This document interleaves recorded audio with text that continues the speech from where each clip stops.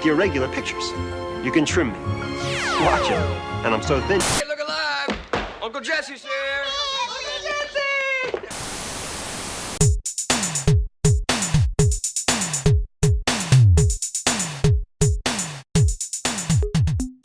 Greetings, Practicum students. I'm excited that you're starting this journey with us.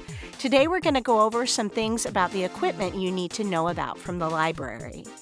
Please pick up your camera at the library circulation desk. Make sure you bring your student ID. Your camera comes with carrying case, camera, battery pack, 64G memory card, power adapter, USB cable, HDMI cable, cleaning cloth, instructions, and tripod. Here's the camera on-off button. This is the video record button. When you're recording, there is a blinking red light. This is the zoom toggle on top of the camera. Be cautious of a blurry zoomed-in video. This is the video view button. To view a video, click View button, then select Video from Touchscreen. To delete a video, click View button, then select Edit from the touchscreen. You will be given the option to select or delete all. Do not delete video from your camera until your supervisor has reviewed your video and given you the OK. This is the power port. Plug your camera in throughout all counseling sessions. Sometimes the batteries are unpredictable. This is SD card slot. Pull back the cover and lightly press down on the card to remove. Make sure you always put the SD card in the same direction. This is the HDMI cable. You'll only need this cable to plug your camera into a television or smartboard.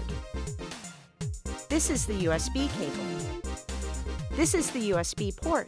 Plug the USB connection into the computer or upload videos.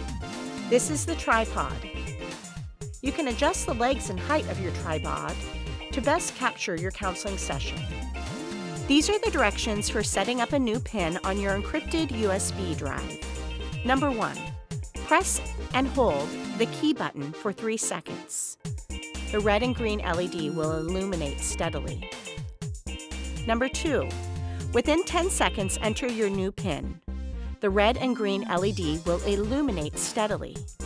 Number 3, press the key button. The red and green LED will blink rapidly.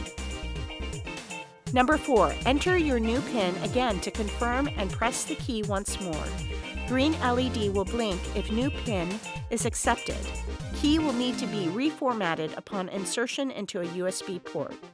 Red and green LED will blink alternately if new PIN isn't acceptable, in which case return to step 1 and be sure that your new PIN meets length and complexity requirements. All of the equipment is due back at the library at the end of term. Thanks for taking the time to be with us. Stay rad.